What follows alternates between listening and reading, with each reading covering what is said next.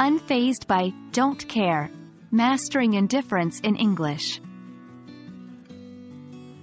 Hello, language enthusiasts. Today, we're delving into the exciting world of expressing indifference in English, focusing on the phrase, don't care. This phrase is a powerful tool in expressing lack of concern or interest. Remember, context is key.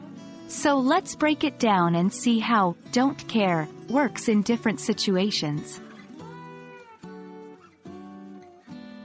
In its most basic sense, don't care denotes a lack of interest or concern about something.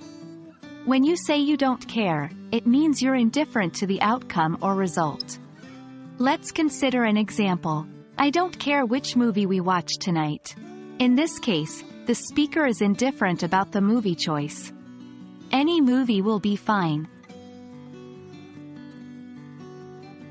While don't care can be used to show indifference, be aware that it can also carry a negative connotation.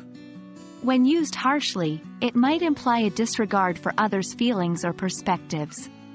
Look at this example. I don't care if you're tired, we need to finish this project tonight.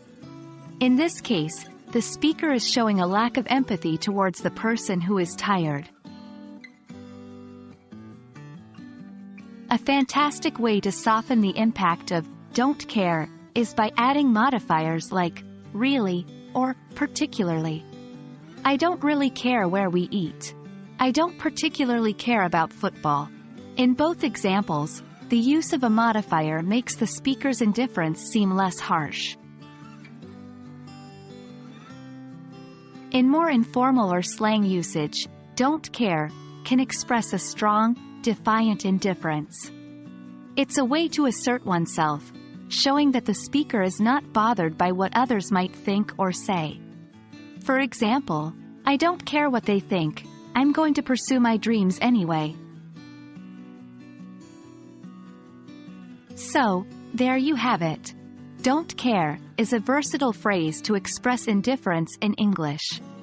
It can be neutral, negative, or even positive, depending on context.